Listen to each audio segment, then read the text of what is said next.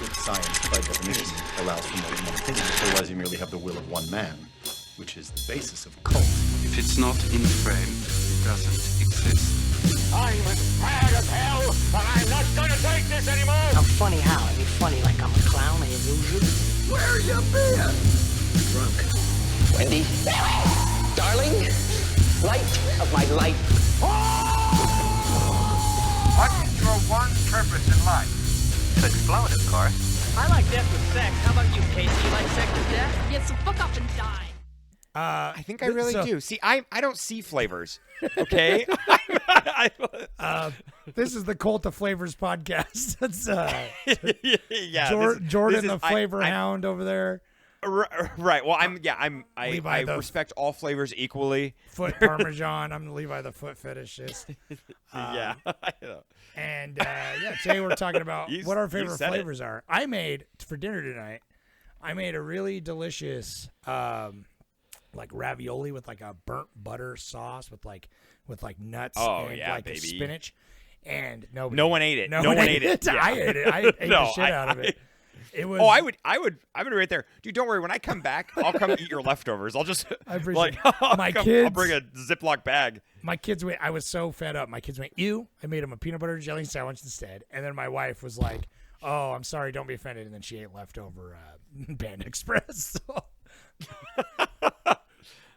So I'm loving it. My God. Hey, just kidding. We're not here to talk. Respect. We're not here to talk about flavors. Do you don't think my favorite flavor I think is Andy Serkis. That would probably be my favorite flavor. They need to start making an energy drink that's the Andy Serkis, and it's just like it's mo-capped. Like as you try to drink it, it's like it's animated.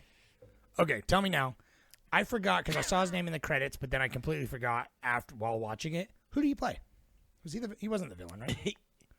No. He was because that was Daniel Craig. Okay. Right? So yes, that was Daniel Craig played Saccharin or whatever, and then Andy Serkis was Andy Serkis.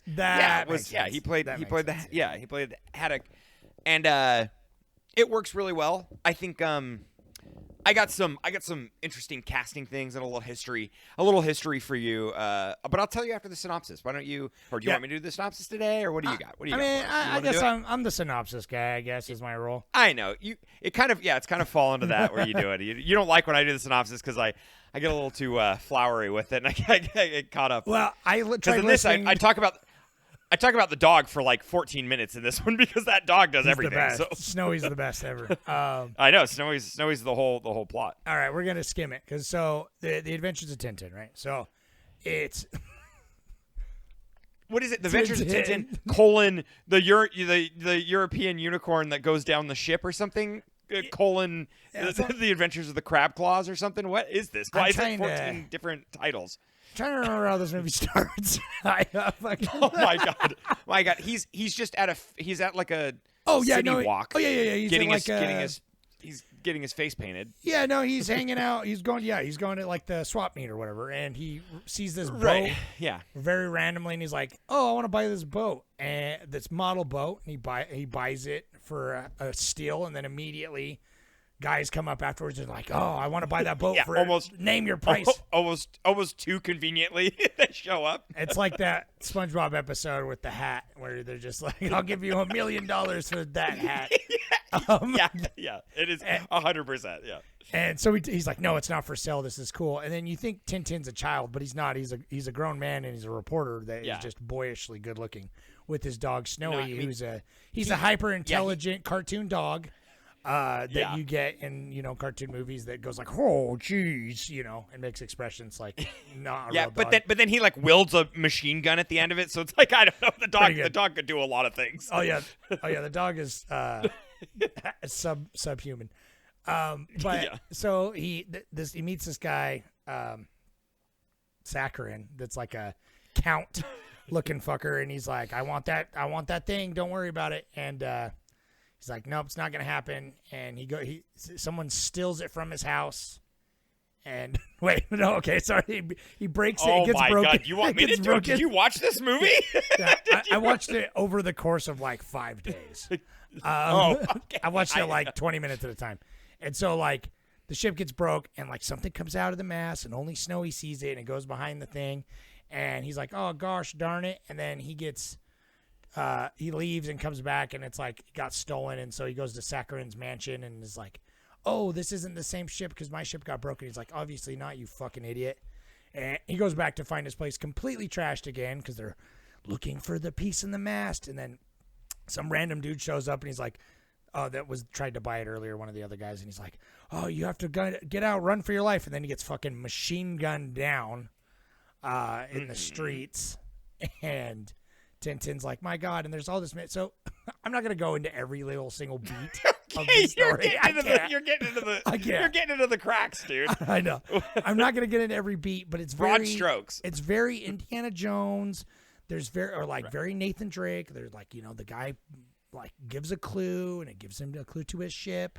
He goes to the ship and is trying to find out like what's going on because he needs his next big scoop because he's an adventurer / reporter, and that's what his fucking thing, Tintin and his dog. So they go to this fucking ship, and they eventually find out that there's like Haddock, the captain, is there being held, and he's a drunk fucking psycho of the ship, and he's been being held by Sakharin, Daniel Craig, and his goons on this ship, and he goes there because he gets captured and taken there, actually. But he's there. He escapes by doing some very fun tomfoolery, and he teams up with Haddock, and they try and escape off the ship, and they're trying to figure out what's the interest in the thing because he's got the scroll, and I didn't even mention that he got pickpocketed, and somebody else took the scroll. I know. The pickpocket is like the worst B plot of like any movie Thompson ever. And Thompson are two buffoon cops that kind of stumble their way through this. Yeah. But they're played by Simon Pegg and Mick Frost, which is fun. Right. But anyway, so that happens on the side. So he teams up with Haddock and Snowy, and they escape on this boat, and they're road to El Doradoing it in the ocean. And they eventually... Oh yeah, they a plane comes to shoot them down. Yeah, some Frenchmen or something come to shoot them down, and I'm not sure if they work with Haddock. I can't remember, but yeah, they come to shoot him down, and then he, by one shot, one love, he shoots the plane down. He gets it. Plane works again for some reason, and then they fly and they land in the Sahara, and then they end up in Morocco or wherever it was. It's a fictitious. Haddock gets sober. City. He has to get sober in the desert, and he starts remembering remembering his past, which is the true mystery of the fucking unicorn that is like great grandpa was like the captain of it, and so it's like his classical sunken treasure and all this, and a true Haddock can find the treasure. So they're looking for 3 scrolls, and they obtain one at some point, and then when they get to this fictitious city of Morocco, I can't remember what they called it back. This is why or something on the last one I tried to do a YouTube short of I did it of like the synopsis, and I can't do that because nobody wants to listen to that. I know, because we don't. Well, it's like trying to ramble. I don't know, people. Well, I watched this. I guarantee you, there's one person out there that likes it. They liked it. My kids, they did like this movie, but I had to watch it in chunks. But anyway, so they go, and eventually Haddock realizes that Sakharin is the great grandson. Yeah, he's of the evil, I forget his name, Red Racking or something, Red Raccoon or whatever the fuck his name is. Something, whatever it is. He's like a pirate that has like an old legacy, and you find out red versus blue. Yeah, he remembers that basically he blew up the ship and sunk all the treasure and like left his great grandfather there to die, and so he cursed him with his last breath, and so it's like. That's part of the rivalry, and so Sakharin's not only looking for the treasure, but he's trying to destroy Haddock personally because of like a generational rival type shit. And so they're like, oh, we lost him, but then they kind of figure out that they have like a crazy sequence, through that fucking town, like Morocco or whatever you say, which is pretty dope. Yeah, because when they got to that, whatever stand-in for like. The Middle East or Southern Africa or something. But when they get into that town, there's the 3rd ship there because they need 3 scrolls to find the coordinates. That's how they know they're gone. The 3 scrolls are what it's gonna show them the way. Daniel Craig that's hired where the 3rd ship opera singer to break the bulletproof glass, which was fun. Which is great. That's really that's like we'll talk about my struggles with this not being quote unquote animated, but anyways, that was a really fun bit. And then right after that, the sequence happens where now they're in this chase, and it's a great car to foot to like fucking boat tank, or something, whatever, to you know, like boat, whatever, to tank, motorcycle, yeah, the to everything. whole they knock a dam down, and like the whole city like kind of floods a little bit, but like, you know, so it's really cool. It's and, like, cool, but Haddock is or Saccharin gets away, but you know, and they're out there, and they're like, figure what are we out, gonna do? they figured out that they can trace his radio signals, and they figure out that he goes back to London or wherever they're originally from, London, I think. And so they meet him there, and they get the drop on him. They're like, "Ha ha, fucker!" And Haddock's in a crane and like picks up his thing, and then a huge fucking crane battle takes place on the docks, which is pretty dope.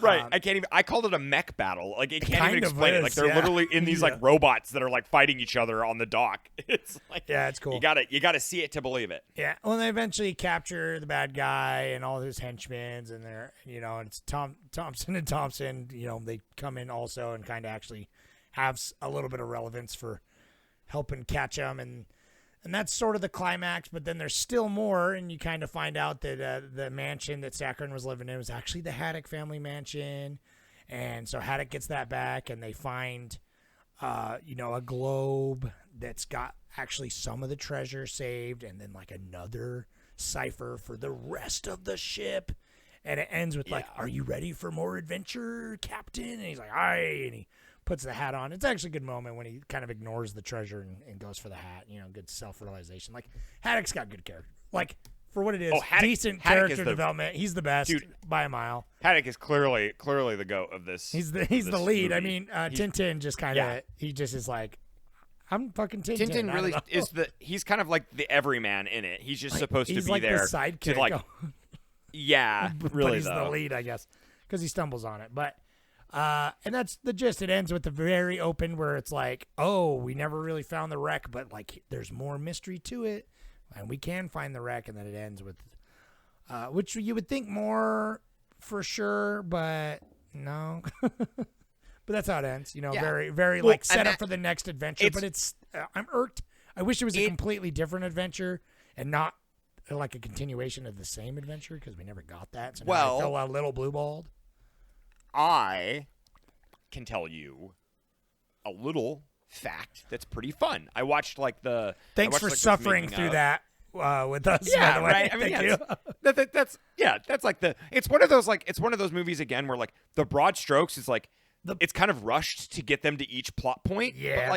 But the scenes in between they're coherent enough, and it stitches it all together. And the plot is sort of irrelevant. It's kind of more about the swashbuckling the adventuring vibes of the whole thing. And there's a lot of great like non-plot driven and non-dialogue, non-verbal, you know, action that happens. It's very cartoony, you know, where it's like there's pratfalls and there's a lot of like moving pieces and stuff, and you know, things happening in the background. And so it's nice. It's like it's entertaining to watch. And so, you know, I don't know. We used to do a lot of like, we used to give like our rating, you know, of this movie. Like after we'd be like, we'd always ask each other, is this the first time you've seen it? It's my first time. I assume your first time as well. Same. Yeah. And so my first impression is I will never in a million years be able to get around the animation. That's just where. Why? I don't. That's the hill I'll die on. You want to get into it? I mean, I can real quick. All I'm going to say my piece is it doesn't have a weight that it bothers me. Like there's no weight to it. It's like, even though things are like atomically, you know, pretty accurate, they're flowy. Like the clothing is flowy, you know, but there's just like, I think there's just not like there's not a stretch, like a squash and a stretch that you get from animation, you know, from all other kinds of animation. That just doesn't exist in this. It's so rigid, and it's supposed to be like 100% like, it's supposed to be rendered so well that it's like hyper realistic, you know, where it's like, it's just perfect. Essentially 3D rotoscoping, right? And it's the same thing. 100%. That's what it is. No, I understand. Like that's honestly like with the newer like with mocap, Planet of the Apes. Right. That's kind of the mocap. Right. Mocap. mocap, like kind of the thing that we're doing right now. It's like it's fine, it looks okay, but we're still not there, honestly. In like 10 years, 20 years, it'll be so seamless that like I don't want to kind of just be like, oh, whatever. I don't want to be there. I mean, like that's the thing. It's like I feel the exact opposite. I think that the animation is 100% the best part about this movie by like a country mile. Yeah. Oh, sure. Yeah. I mean, yeah. I don't know, man. Yeah, I had a tough time with this movie. Like I'm not a big Indiana Jones, or I don't really know Indiana Jones. Yeah, you've never seen. You so don't like adventures. You just want. You hate adventures. That's not true. I need like, because I'm an edgelord, I need a little more bite to my This thing. had a ton of bite. Actually, this did happen. They were in constant. A lot more dude than I expected. Got machine gunned at the door. Tintin just pulls out his gat, dude, and just starts fucking popping off shots, man. From He's got his gun. Like I think that's what bothered me is like it was PG, and I'm like, oh, they could have made it PG-13, and it could have been a little darker. And the score, I know John Williams is amazing, and I like totally respect his like craft, and I love it. But the score in this felt a little too. It felt like too mild for what was happening. Like the times when it was supposed to be like really fast going, like I wanted some like jazz or something in there. It's I wanted it really going. And it was just super like just some like violins and cello coming through to be like zip zip zip, and I was like, oh, this feels more jaunty than like him like rolling over a car and like his head's about to get chopped off by a fucking airplane propeller, and it's like I don't know. It's fine. It's fine. No, the score is especially for John Williams. And it's like, obviously, this is so like going back to the animation and stuff. So it's like the score. Sure. I don't really care about the score. It is pretty underwhelming, especially because it's like, I mean, John Williams, I could kind of take him or leave him, honestly. Like he does some pretty good ones. He does some pretty iconic ones, but they do. That's the thing. Yeah, he's stuff, iconic. His stuff sounds the same. This sounds like him phoning it in with nothing iconic. But like, I'm bummed because it's like. I like this like weird style of animation that's like that was obviously kind of popular 15 years ago or whatever. And I like this. I think style. of Beowulf every time. Yeah, every time. Well, the only reason it's just got that. The whole reason I was watching this movie and I was like, who's saying this is a bad idea? Because it's like I like that it's like cartoony enough that you can get away with doing cartoon tomfoolery. So that you're like not getting, because if it was Planet of the Apes and Snowy the dog's like, oh geez, and like shooting machine guns and doing stuff, you roll your fucking eyes at all the cartoony shit in this. But it's like the cartoony mixed with the realism adds like kind of a fun adventuring layer that I dig. But I think the only reason that it didn't pop off, and it's like, and I feel like poor Robert Zemeckis, man, is just crying because. He's obviously pioneered this technology with like Beowulf and like Polar Express and everything, right? Which I appreciate those movies, but like he has never been able to do them well. Like I like, the Christmas Carol that he did with Jim Carrey that is like in this style, I think is pretty dope. But it's a certain vibe, but it's like Robert Zemeckis, I feel like is the reason why this style hasn't gotten popular ever is because all the movies he makes in this style are kind of just shitty movies overall. Maybe not shitty outright. Dude. But Spielberg, I feel like Spielberg stepped in and tried to do it. And this, I think, is kind of the best attempt at it, to be honest. I guess. And it's still kind of a whiff, though. Still kind of a whiff, though. Right.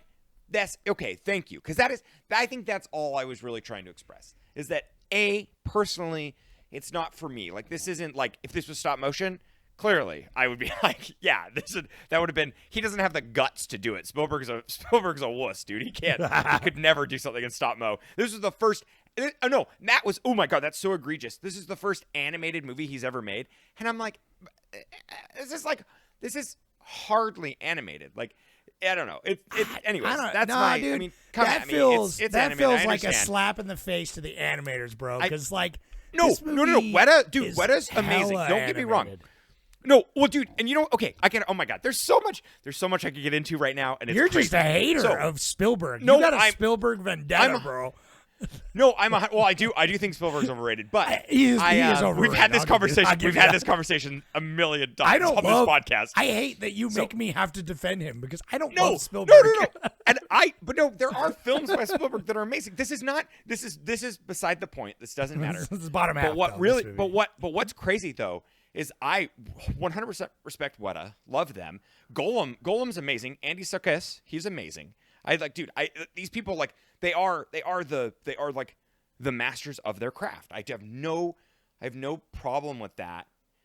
It's just when you see what this could have been. So that's okay. So let's go all the way back to 1981. Spielberg just released. No thanks. His movie. No, yeah. Which movie? Like Indiana Jones Oh, just yeah, came out duh. in 81. Yeah. And in the reviews for Indiana Jones, people said, "Oh, this is just Tintin." And Spielberg was like, "Fuck, I've never heard of Tintin." So he he checked it out and he was like, "Oh fuck, this is awesome. Let's put this in development." 84, he made a script. There's a script since 84 that he's been trying to develop for Tintin. And I'm like, "Well, that's fucking dope." Well, turns out he goes to Weta in like 98 or something crazy, no, even earlier, like 91 when the animated series comes out. He talks to Weta. Oh my God, I'm getting my timeline a little mixed up. So whenever Weta came out, which is actually probably more mid 90s, you know, when Peter Jackson he worked with started them, developing Weta, because then they do Jurassic Park too, and so that's probably when he worked with them. Yeah, right. And so we worked with them, and in that they were talking about doing this movie, and then in the 2000s, he finally gets Snowy developed because he says, "I'm gonna make a live action version of Tintin, but I want the dog to be 100% animated through Weta." And Peter Jackson goes, "Oh, you're gonna do a Tintin? I love Tintin more than anything. I grew up on it." He's like, he was reading it when it was in French.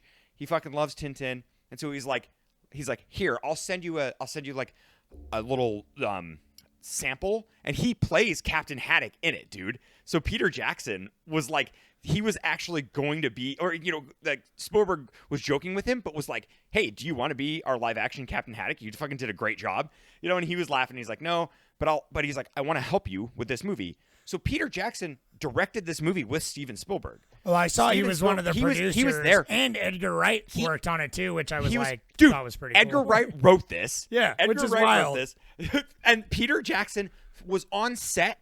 They shot this in like 36 days or something, 37 days, and he was there for like all of them. Like he was there for like That's 30 cool. days Yeah, that's of shooting. fun. So he directed it. He was working with Spielberg, and he said, he's like, "I'm going to film the next movie." And so right now there's a Tintin sitting out there just waiting to happen again, because he did the first one with Spielberg, and he was going to take the second one, and they had the script written out.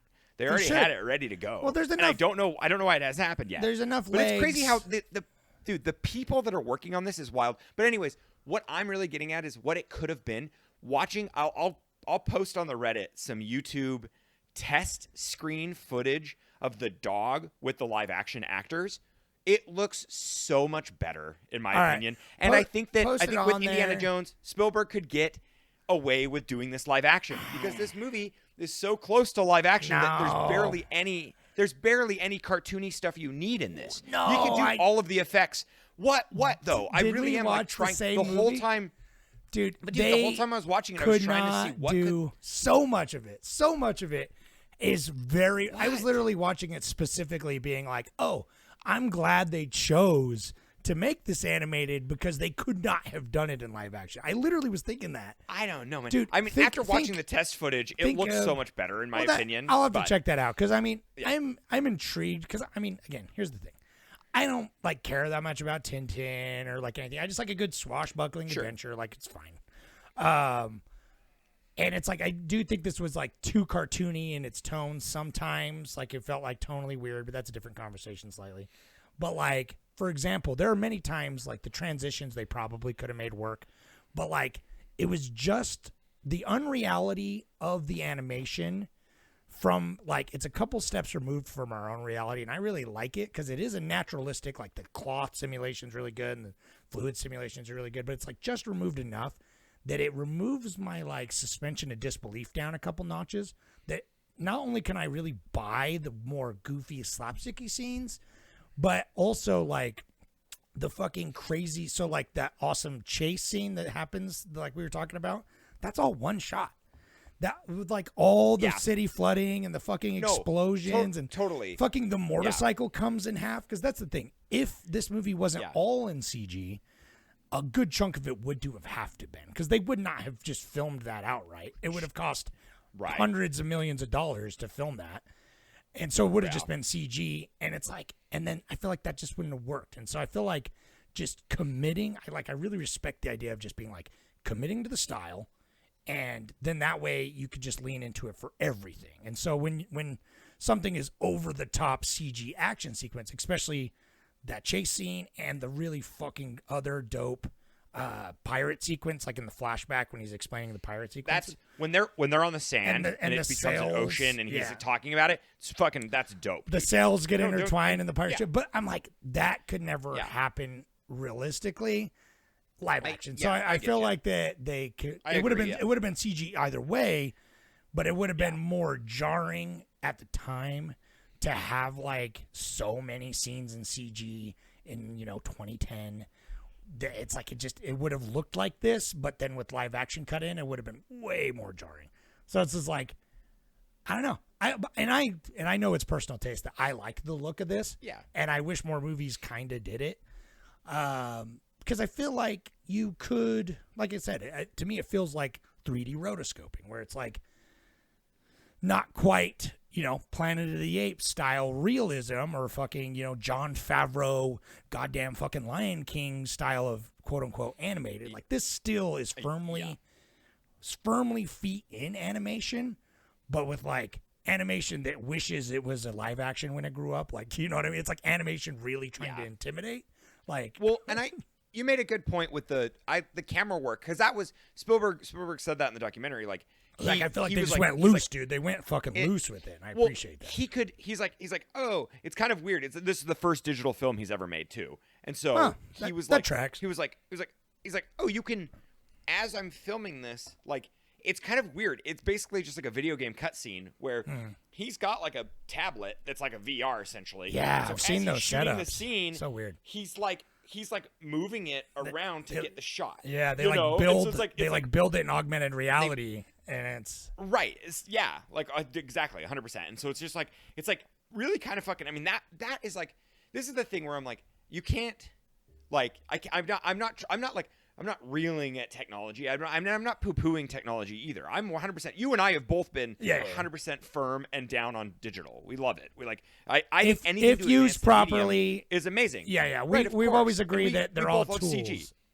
If used right. Yeah, because I even think that they could use CG in this movie. Like, I think a lot of it could be practical, and then the CG. 2010, they could make it work. Wasn't bad. Like that's when it was getting. But and if anyone could do it, I know what you're saying. Spielberg and Peter Jackson could really rally the money that would have been needed. Yeah. So, but Ready Player One is kind of that's like the look at what it would have been, and Ready Player One does feel jarring. Yeah, Me too. I don't like it. I do feel like it's jarring. So I do agree with you on that. Like, that is something you can't get away with. And so a pin. Yeah. I doubt you've seen it. But you know what it probably would have looked like? What movie actually does it, like, has the stylizedness without looking so weird like Ready Player One that Spielberg also did, that uses the style animation but with live action also? It's the BFG, dude. Yeah. BFG's pretty solid. And I think it's just because I love Mark Rylance and he's the BFG and he's fucking awesome. And I just think about him as a cannibal from Bones and all. And he's a giant that just eats children. But that has like kind of like, it's the mocap, and when they're in like the BFG world or whatever the fuck it is, it all looks kind of like this, but better because it's newer. But like it all looks like this, but it's stylized enough. But it's the mix between the little girl, like that works really well. That's honestly a really good blend. That I think if this did that, because it's like the BFG, it goes into the real world and is shot against like, in London or wherever. And then it's like the little girl goes into their world and it's like, but it feels like oh, I'm a little girl on green screen, or I'm acting against a tennis ball and there's a giant BFG here. Like, it does feel pretty seamless, even though they're totally two different styles. So I can see that working. They just maybe hadn't ironed out the creases yet. It's crazy. You should see it. So like I put it on the Reddit, man. Yeah, put it on the Reddit. How they film it is amazing. Like I'm very like, passionate and like excited about these technologies. I think there are some like story structure things also that is kind of weird, that when I found out that Edgar Wright was like, because Edgar Wright didn't get the final credit, but he was there, like he wrote like the script and stuff. So it's kind of weird. The movie isn't as good as an Edgar Wright film. No, the writing is not that great. But the writing's not great. And so, but there was like two other writers, I guess. But it's really cool. So how they film this is like you're in like it literally is like real time rotoscoped. Like they will build like a little like ninja warrior arena set for the shot, and then you're just like in a warehouse, but like you're in like the full suit with all the mocap and everything. And if anyone's out there has seen like Andy Serkis do it, he did it. He was Golem, and that's pretty much where it first started. And so it's like that's the look, but it's cool because now they have it even more. It's like to your fingertips and everything, like your whole suit and stuff. It captures that, it's not just pinpoints on a skeleton now. Yeah. It's like literally like articulate. So much more information. It's pretty crazy. Yeah. Like we really are like, it is getting to that point where it does kind of blend that reality where like, yeah, pretty soon we'll be making movies for really cheap because we can shoot them literally just in VR. Like or just like we can shoot the movie in one studio. And, because it's kind of sad because there's like a little death to some craft there, but also it's like we said, if it has a solid story behind it, you're just using the technology that's available, and there'll always be people making stop motion. I just wish, as we've said before, I just wish that more movies, like every year we get some solid stop motion, films, but man, I just wish more movies would like stick with it, because this in stop mo would have been like, beautiful. It would have been so cool.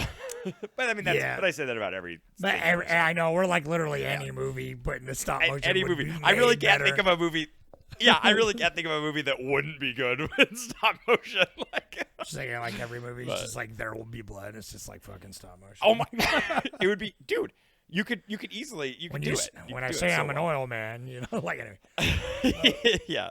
Yeah. I don't know. We like the animation in this movie. I can see it. Yeah, since it's animation month, you know what I mean? It's like I could see how that's, I know. I could see how that's polarizing. I personally enjoy it, but I do think that, and I'm just bummed. I feel bad because it's like I have an immense respect for Robert Zemeckis. He made some of my favorite movies of all time, fucking back in his heyday, right? Like Who Framed Roger Rabbit, Back to the Future, so on. But like, he's been having a hard time these last couple decades, man. But it's funny that he's been trying to do this, and then like Spielberg, who like he came up with too. Spielberg is like, oh, I'll do that, and I'm gonna do it with my buddy, Edgar Wright and fucking Peter Jackson over here. Peter fucking Jackson, who Peter Jackson is on like Robert Zemeckis is just crying in the corner while they're off making his movie, essentially like his style. Yeah. And doing it better, because that's the thing. It's like, like animation style aside, I think it's fine. But I think this movie didn't do as well as it could have, just because it's, like you say, the script is just sort of a mess, and the Thompson & Thompson stuff is really distracting. I wish they kind of would. I'm sure they're huge parts. I'm sure they're huge parts of the comic or whatever. But like. I mean, to give you a little breakdown, it's like they did. I think that's what they did, is they wanted to make this movie an origin movie of somebody who doesn't have an origin. In his cartoons, he's just an adventurer. So it's kind of one of those things where it's like they meet. He meets in one of this is two comics that have been put together basically, and it's when he meets Haddock, and that's one comic, and then the other comic is the unicorn ship and that whole. That beef. Yeah, they didn't need it to be this, because it's like they already established at the beginning with like, all his laurels on the walls of like he adventures, he cracks shit, he's the boy wonder that gets finds shit out. You know what I mean? Which is cool. You know, you didn't need all that, and it's like I was interested because I like a good pirate story and a fucking hidden treasure. Like who doesn't, right? But it's like the fact I do feel like Blue Balled that it's like we never got that Peter Jackson sequel then, where it's like they either just should have dropped the ship or not dangled it at the end. Because now I feel unresolved where it's just like, but there is the ship. They're gonna find the ship, but they don't. And I'm like, I don't know. I would see and that's the whole thing. I'm like, they better like make a sequel that fall, because then I'm like, they're gonna make a sequel and then not go for the ship. Like, what are these gonna be like? He's like, no, not the ship. So I'm sure they'll like go to Dinosaur Island or something, and then that'll. You know, this reminds because Peter Jackson can't get away from Skull Island. No, you know what I was thinking of while watching this though? I was thinking that, and this may not be entirely true, but I was seeing parallels that this is to Indiana Jones what Dick Tracy is to Batman. You know what I mean? Where it's like 100%. This I totally came later, but was from an older comic that inspired the other one, the more popular one. That's a great parallel. Yeah, and is obviously flawed because it's like, and I think that's why. I mean, obviously, go listen to the Dick Tracy episode. I loved that movie, even though it was sort of a wreck. Me too. That's kind of what I'm saying. Is but I would have rather seen Tintin look like that. Yeah. Well, I mean, obviously, if they use fucking just like animatronics and like things like that, and just Madonna, and if there's anyone that could do it, I know. Yeah. But if there's anyone who could do it, it's like Spielberg. Spielberg kind of gets like carte blanche to make movies, and so like it's kind of here's the Spielberg conversation too. That it's just like Spielberg is an extremely competent director. But I wouldn't say he's like an auteur. Like he makes very, very good movies that are like very. Let's say it again. They're easy to get into. They're easy. I say that every time. They're easy to get into. Like they're very, other than like a couple outliers like Schindler's List or something. But it's like they're very approachable. Even then, yeah. He's not, and even then, right? Like that is approachable for like the highbrow of like it. But it's like his movies are just very what you think of when you think of Hollywood, very approachable. And so it's just like this movie, I kind of respect that it feels like a side project almost, where it's just like, we want to do this cool adventure movie with using this tech and kind of just swing for it. But it's just like, it's ambitious, but like you can tell they were pulling their punches a little bit. And I think that that's where it hurt it, because it's like, we're Dick Tracy. I mean, obviously they have, fucking Beatty or whatever. He didn't have the money. He's no Spielberg to get like you say carte blanche. But it's like, I don't know what Spielberg's dream movie would look like, and I feel like I'd be bored by it. Yeah, not bored by it. But I feel like if Spielberg can make any movie he wants, it would just be another Spielberg movie. He wouldn't this is the one. Like it'd just be something. Right. I think every movie he approaches, he wants to do like something new technically, and then story be damned. That's my like takeaway. And so when his older films, they were people who were like, no, we're adapting like some like source material IPs that like we're really passionate about, and so like here's a solid script. And then he's like, okay, I want to like make the dinosaurs bigger and better.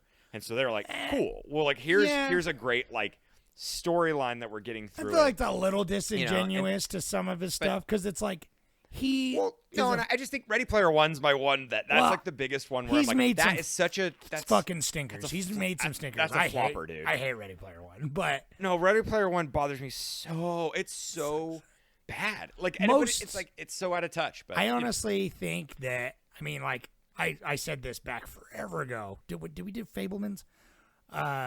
We did, and I hated it. I liked Fabelmans, but I think it was his best movie since like 2000, right? Because it's like, I think ever since then he's been trying to just make a paycheck. But like, I think since then he's been doing that. But it's like, he has, as a director, because that's the thing. It's like, people don't realize, like, not every director is a fucking triple threat auteur. Tarantino that like writes it and is super stylistic. Edgar Wright, like they do, Wes Anderson, all these dudes, they like have this very vision where it's like Spielberg, like you say, he takes a story that he really likes, and he has a very clear understanding of story through the lens of cinema. And so I want to give him that credit, because it's like, oh, I would never. That's the thing. You can't argue that he does produce. Well, I know, great but he cares. Stuff, so it's like he cares about story, but it's just like as distilled through the 3-act structure of cinema. Like, it's very much the beats, and so it's like sometimes it feels samey, but I think it's just if something jives with what it is. You know what I mean? Like a Jaws. I mean, obviously that's way early in his career, but like any Jurassic Park, any of these movies, they like really fit for cinema. And it's like I feel like some of his shit just doesn't work for that in a way. Like, it's weird that Ready Player One was even a book, because you would think it'd be a movie since it's such a visual thing. But at the end of the day, it somehow worked better as a book than a movie, because it's like it doesn't translate as well to what Spielberg does, the way he makes stories. The way he makes stories is like, oh, this is how a movie is, right? And then he makes them that way. And it's sometimes if that's what makes it feel so samey to me, is because it's like there'll be a focus on, tech or like spectacle, and then it's just a very plain samey movie. It's always competent, though. It's never, of course, it's never like objectively bad, because even Ready Player One, no, it just was doing something that I felt like he didn't really have a good grasp on. I feel like he did that one for just for giggles, you know what I mean? But it's like, it sucks because it's weird. It's like I know that he has like a extensive film history knowledge, and he loves the craft, like you're saying. Like, that's, I will not deny that. But I don't know. I guess it's maybe the way he filters it and the way he presents it doesn't jive with me, and that's that's fine. I think maybe we maybe mentioned this before on like The Irishman or something, but it's like you could kind of compare Scorsese and Spielberg, I think, because like they're both like kind of of the era. I think that was it. They're kind of the era, but it's like Spielberg, he has these movies, he makes them with the focus of being an entertainment, right? And Scorsese, they both do the same thing. They're not writers, you know what I mean? They're just strictly directors. They take a material that they like, they have somebody write them up a script, but it's like Scorsese's they're old school, way more interested in like character and that kind of complex drama, which sometimes doesn't make for as entertaining of like a structure of a film. That's why you get fucking 4-hour-long films that feel like weirdly paced miniseries. Which, I mean, I think really, it does come down to personal taste a little bit. It's like taste, right? We prefer that kind of story when it comes to the directing. You know what I mean? And because Scorsese dabbles with like tech too a little bit, because like he embraces it. They're both old men from like the fucking era, but they just I think that Scorsese just got a little bit better of a finger on like the human drama, where Spielberg's got more of a finger on what do people want to see in the theater. I want people, right? I want people to be entertained. Well, yeah, right. And kind of, it's like, he wants you to be entertained, and he wants the whole family to be entertained, and I totally respect that. Yeah, I thought this movie was fun. I would watch it again, just as background. Like, I think the thrilling scenes are very thrilling. I think the beat to beat, like you say, like plot and story, like the script is wild, serviceable. Edgar Wright, Edgar Wright can. I know that he wasn't like the main guy. He was kind of a He did not write this movie. Yeah, seeing his name in the credits, I got kind of excited, and then as it went along, I was like, oh. Yeah, this is fine, I guess. Oh, and dude, I have to for one moment, just like Nick Frost and like Simon Pegg, they're like amazing. Like everything they've been in is amazing. But this was like they were so underutilized, whatever. But then why was there like 15-minute plot line of this pit pocket and them bumbling around with the pit pocket and nothing? It was so they came of it. There was. Yeah, so he could lose his wallet. Well, so they could go and be there, but it's just like, and they do serve sort of a secondary role to like help capturing everyone in the end. But it's like they didn't need to be in Morocco because they go there, but they're like the comic relief guys that don't. They're like feel like stapled to the plot that are like have to follow around on the adventures but don't really serve a purpose. And the only reason it was acceptable is because they were kind of fun, but just because it was Simon Pegg and Nick Frost and hearing them banter a bit. Yeah. But dude, 100%. The film would have been 1,000 times better if they just would have fucking scrapped those two characters completely. They did not need them at all. Because they scrapped a lot of characters. Obviously, like that's a lot of like the villain characters. They kind of just put into like Sir Cross or whatever. He was kind of a boring villain too, which was I think was another thing. Like he was fine, but like the bread and butter. I was bummed. The three. I wanted it to be the butler. It made me really mad. I was hoping that it was going to be the bait and switch where it's like he's just a creepy eccentric, like horny dude, and then the butler was like the one that's like, yeah, I'm actually the master, the relation manipulating, pulling the strings. He's like I'm the lineage, I'm the last lineage, you're the last lineage. I have your estate. Where is it? He's like I've been looking for it in the estate because I know it's here, but he can't find it. And that would have been like that was something I was like, I don't know. This movie, could have been. I even like a little bit better, but it's fine. It's it's fine. Yeah. That's the thing. It's like I honestly the animation and everything is controversial. I guess we'll say the script is below average, serviceable at best. The score because that's the thing. It's for so many. God, I think a lot of it comes down to so flat. That's what I think. It's like so many big talents, right? It's like John Williams, right, and working with Steven Spielberg. John Williams. It sets you up for disappointment. Had this movie been made by someone a little bit scrappier, it would have felt like way more impressive. But it's like you got Spielberg, you got Peter Jackson, you got John Williams doing the score, you got Edgar Wright writing the script. Yeah. But then the script sucks. They've been working on this. They've been working on this movie since the 80s. Yeah, score. He's had this in his back pocket since the 80s, and it's just like it just feels. It's flat, probably. Unfortunately, I wish more people would talk about this. So it's like. And I don't know if everyone feels this way, and I'm sure they don't. But like I said with my books that I've written, right? It's like at a point, I just did them just to clear space in my head. Like I just got them out there just to clear space in my head. And so it almost feels like they really wanted to do this, but they kind of like missed the period when they were most enthusiastic about it. And so they're like, well, now's the time we can do Tintin, so I guess let's just do it so that I have to quit thinking about Tintin. But really, I'm thinking about doing whatever the fuck he did next. I don't remember what came after. I mean, this really is. This is your spouse getting into like MLM or something, because it's like Spielberg came to Peter Jackson and said, "I want to make. Here's what I have. Here's my test footage. Doesn't this look cool?" And Peter Jackson went, "Oh baby, let's get some sweet CG in there." He's like, I got my my main bitch here, Andy Serkis. Well, he's gonna mocap it for you. He's like, we're gonna come in. We're gonna make this good. And Spielberg's like, okay, all right, sure, yeah. I feel similarly about Peter Jackson as I do about Spielberg, and but this is like, I mean, we're OG.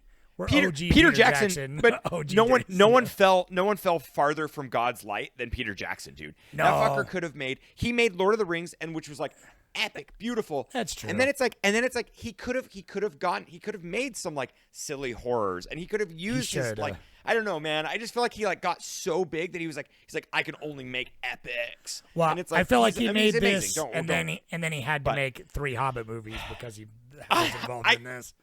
Is what it feels like, that's what I mean. Came out shortly it's like after. One of those. Well, it's just one of those things. You can't talk about God's fall from grace in the same sentence, in the same hour length of and mentioning Zemeckis, dude. That's the harder fall. Dude. I know. That Zemeckis, is no true. Like we talked about this a little bit last week because we're doing animation, right? And he's been kind of doing more animation these last years. He made my favorite movie of all time, Who Framed Roger Rabbit. I mean, at least one of my favorite movies of all time. And he also has made one of the worst movies I've ever seen in the last 5 years, which is the Pinocchio that he did. And so it's just like... I forget that he did that. That was a horror show, dude. Whatever COVID ruined his brain and the pockets of his brain. Oh, yeah, because we were talking about Tom Hanks. So it was just his dude, COVID brain, too. Tom Hanks looks so sick in that. It's terrifying. Anyway, and you were worried we wouldn't have anything to talk about. We're already almost going to He made the worst... Well... I know, but yeah, when you gotta like, I know this is what happens every time we watch a Spielberg. Is like I don't want to sit there and be like I'm not even saying he's a bad director in the slightest. Well, he's just not for me, and so that's I know he's not for me either. But he's made great movies. That's the thing. I love like Third Encounters, and like Jurassic Park is a formative film for me. Yeah, like I love He's got some underrated ones. I actually been wanting to rewatch Minority Report recently. Like that's a pretty solid sci-fi. Right. I forget. And his War of the Worlds is pretty decent. But I think I'm turned off by both of those just because Tom Cruise is in both of them, and I'm not sure how I feel about him. Do you know what I really want to? We need to do this. We need to watch like a cyborg month or something. Yeah, but I want to watch AI. Yeah, I've never seen it. I've never seen it. Oh, you serious, dude? Okay, we talked about it when we did Kubrick. Because that whole spiel. Right, because it's Kubrick's last. It's Kubrick. He broke that script. Like he broke it down. He had it like ready and going, and then on his deathbed he gave it to Spielberg. And I need to do a deep dive on that because we should hit the relationship between Spielberg and Kubrick. I would get into weird. I don't quite understand. Artificial intelligence in movies. You know what I mean? Kind of vibe. You know what I mean? And because it's like some movies do. I mean, we do 2001. There's a lot we could do. Of course, yeah. Even Megan was fun. Megan was dope. I wanted to see that. Yeah, it looked kind of fun. Anyway, I like that. Why don't I'll give you Money Minute. I want to know. So this is also another big thing. Is like it was $135 million to produce this, which I don't understand why, but I guess it's just paying animators, which totally tracks. But it still blows my mind because it's like the infrastructure to shoot this is literally in a room. They literally shot this like 99% inside of a room, and then people on computers made the world. And like I understand that that's where the money comes from, and I'm sure this had like a large distribution budget, which is weird because I don't quite remember this being advertised, and I don't even really remember this having a theatrical release per se. Yeah.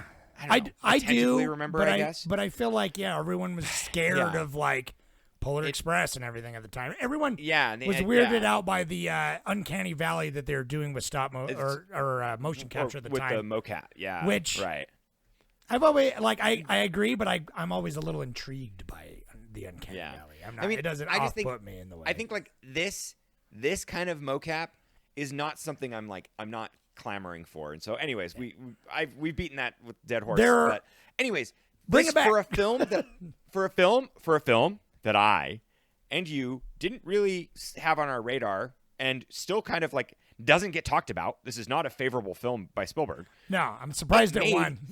It made $374 million. Okay. Worldwide. That's pretty so good. like, what was the budget? It $135 million. Oh, okay. I mean, like.